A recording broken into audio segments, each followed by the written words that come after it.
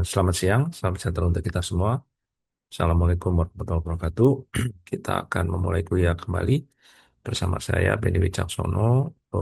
Hari ini kita akan meneruskan materi manajemen risiko FEB 983. Kuliah ketiga ini berjudul Manajemen Risiko Perusahaan atau Enterprise Risk Management.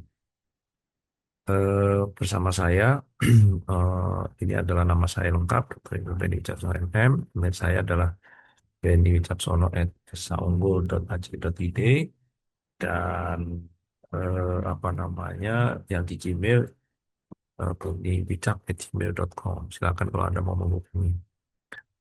Kali ini pertemuan ketiga ini tujuan pembelajaran adalah untuk memahami konsep IRM, membandingkan IRM dengan manajemen institusional. Yang ketiga ada komponen kerangka IRM dan analisis studi kasus. Masih tentunya Anda semua masih ingat pertemuan pertama kita mengantarkan ya apa saja yang akan kita bahas sampai dengan akhir kuliah. Kemudian yang kedua kita bahas khusus mengenai jenis-jenis risiko. Nah, yang ketiga ini kita bahas mengenai IRM. Eh, Mengapa IRM ini menjadi penting? Organisasi masa kini menghadapi risiko yang semakin kompleks dan saling berkaitan. Minggu lalu juga sudah kita bahas itu. Pendekatan manajemen risiko tradisional yang bekerja secara terpisah atau silo sudah tidak memadai lagi untuk menghadapi tantangan tersebut karena cepatnya respon setelahnya risiko itu muncul. Risiko yang saling terhubung, suatu risiko dapat memicu risiko lainnya secara berantai di seluruh bagian organisasi. Keterbatasan pendekatan silo ini pengelolaan risiko yang terfragmentasi menyebabkan blind spot dan inefisiensi. Ya, keterbatasan karena sendiri-sendiri gitu. Integrasi di seluruh organisasi akan memastikan semua departemen mengelola risiko dengan pendekatan yang selaras. Yang berikutnya, karena apa? Mengapa IRM? Karena mendukung pengambilan keputusan yang sifatnya strategis karena sifatnya integrated. Manajemen risiko tradisional versus IRM. Perbedaan mendasar antara kedua pendekatan apa namanya perbedaan dasar kedua pendekatan terletak pada cakupan, fokus dan orientasi waktunya. Memahami eh, peristiwa sebelum merancang sistem manajemen risiko organisasi. Dimensi yang pertama cakupan pengelolaan. Manajemen tradisional cenderung untuk risiko itu dikelola secara terpisah atau per departemen yang disebut dengan silo tadi. Adapun IRM itu adalah membahas mengenai manajemen terintegrasi di seluruh organisasi.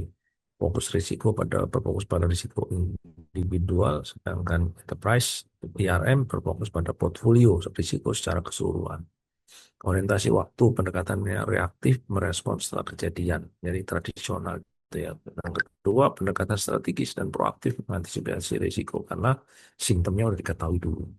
Keterlibatan pimpinan ya, risiko tradisional umumnya dipimpin oleh manajer risiko fungsional. Kalau IRM didukung dan diawasi langsung oleh direksi dan manajemen puncak. Nah, karakteristik utama IRM apa? Pandangan holistik atas risiko. IRM ini mengidentifikasi dan mengelola risiko secara menyeluruh dari seluruh departemen yang ada, bukan hanya di satu bagian tertentu. Semua risiko harus menjadi bagian dari ekosistem yang saling mempengaruhi. Keselarasan dengan strategi organisasi itu menjadi penting, gitu ya. Manajemen risiko tidak berdiri sendiri, melainkan eh, tidak berdiri sendiri, melainkan eh, diintegrasikan langsung ke dalam proses perencanaan strategis dan pengambilan keputusan organisasi. Pemantauan dan pelaporan berkelanjutan yang memerlukan sistem pemantauan risiko yang berjalan secara terus-menerus, disertai pelaporan berkala kepada manajemen dan oleh pemangku kepentingan. Budaya organisasi sadar risiko, ini yang efektif tertanam dalam budaya organisasi di mana setiap individu memahami dan bertanggung jawab atas pengelolaan risiko di lingkup kerjanya. Nah, komponen kerangka kerja enterprise risk management itu meliputi 4 hal yang kita bisa lihat di dalam gambar ini.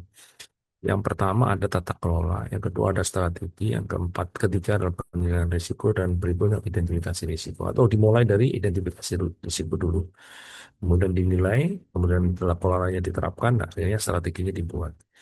Keenam komponen ini membentuk siklus yang berulang terus-menerus. Tata kelola yang kuat menjadi fondasi. Sementara pemantauan memastikan bahwa seluruh proses ya itu terus diperbaiki dari waktu ke waktu. Yang pertama kita bahas tata kelola. Apa itu governance?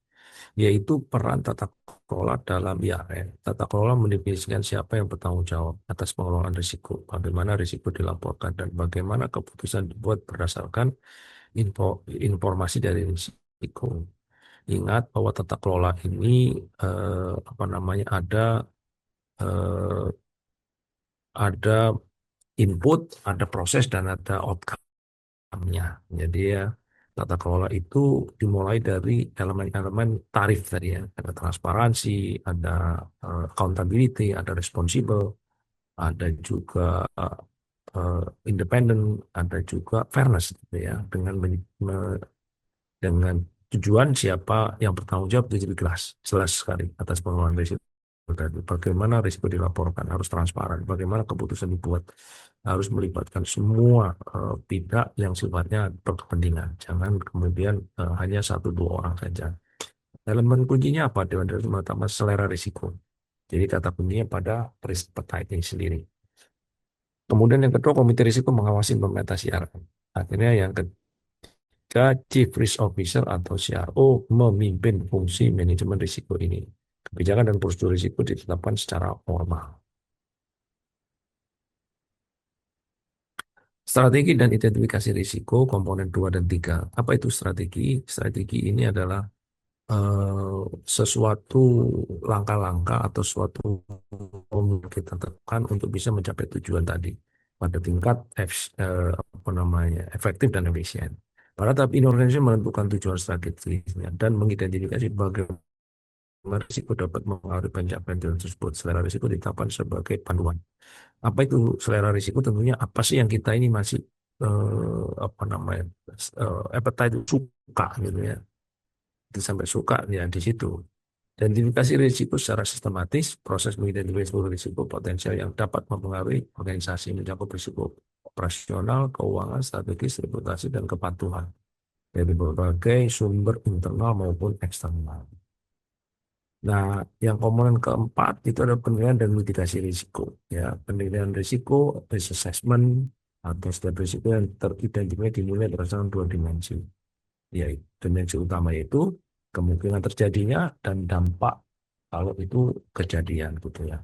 Hasil penilaian divisualisasikan dalam risk matrix untuk menentukan prioritas. Itu sebelah kiri gambar itu ada risk matrix ya.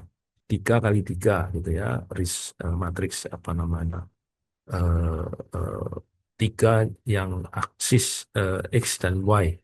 Nah, itu menggambarkan kombinasi antara kemungkinan dan dampaknya. Yang merah itu berarti sangat buruk ya. Jadi dampaknya tinggi dan frekuensinya sering. Nah, muncullah di situ. Mitigasi risiko, organisasi merancang dan mengimplementasikan respon terhadap risiko yang dapat berubah, menghindari risiko, menguranginya, mentransfer, ada empat hal itu ya atau menerimanya apabila dampaknya dapat ditoleransi gitu ya. Nah, yang komponen keenam adalah pemantauan dan pelaporan berkelanjutan. Pemantauan adalah komponen terakhir sekaligus paling dinamis dalam kerangka IRM ini. Organisasi harus memastikan bahwa risiko dipantau secara rutin dan apa namanya dan respon yang telah dirancang berjalan efektif. Ada 3 hal yang harus kita pahami. Yang pertama, key risk indicator. Apa itu indikator awal peringatan dini yang memantau perubahan profil risiko organisasi. Yang kedua, laporan berkala. Jadi tiap bulan misalkan ya, tiap triwulan atau tiap semester itu ada laporan-laporan khusus yang disampaikan kepada direksi dan manajemen tentang status risiko dan efektivitas mitigasinya. Yang ketiga, direview ya dan diperbarui. Namanya juga direview kan harus dibaca dulu, dipahami, kemudian dianalisis sampai kemudian diambil keputusan. Oh ini lanjut, oh ini jangan dan seterusnya. Paparan risiko perusahaan lintas departemen ini harus kita pahami bersama. Setiap departemen dalam organisasi menghadapi jenis risiko yang berbeda, namun semuanya saling terhubung. Ya, memastikan bahwa risiko tersebut yang potensi mengancam stabilitas organisasi itu harus dipahami semua. Paparan risiko perusahaan biasanya risiko keuangan, operasional, SDN, TI, pemasaran, dan kepatuhan. Ini 6 risiko yang biasa muncul di perusahaan. Manfaat investasi IRM apa? Pengambilan keputusan strategis yang lebih baik. Yang kedua, alokasi sumber daya yang optimal. Yang ketiga, pengurangan kemungkinan kerugian besar dan transparansi bagi pemangku kepentingan. Dengan manfaat IRM ini, maka perusahaan akan bisa melangkah lebih baik. Ya. Contohnya pengambilan keputusan yang lebih baik. Pemimpin mendapatkan gambaran risiko yang lebih lengkap, sehingga dapat mengambil keputusan yang lebih tepat, terinformasi, dan berani. Bagaimana alokasi sumber daya yang optimal? Organisasi dapat mengalokasi sumber daya ke arah risiko yang tertinggi, menghadapi pemborosan pada risiko yang tidak material.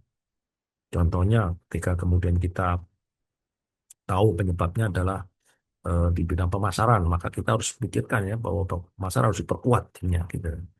Jangan kemudian kita nggak tahu oh, penyebabnya, kita pikir di produksi, ternyata di pemasaran.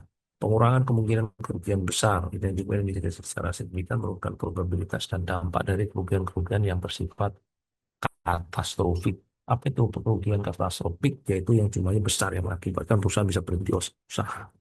Transparansi bagi pemangku kepentingan yang meningkatkan percaya investor, regulator, dan mitra bisnis.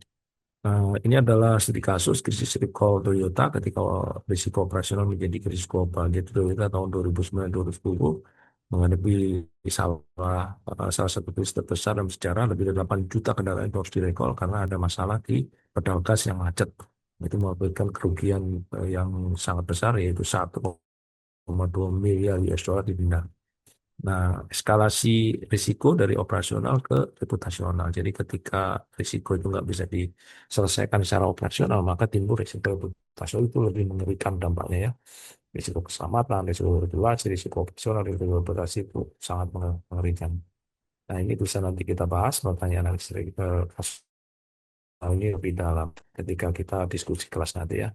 Kemudian mengukur keberhasilan IAM itu 3 kali lebih sedikit kerugian besar. Ada 70% perusahaan besar, komponen kerangka kerjanya ada 6. Jadi 6 komponen tadi sudah kita bahas ya apa saja.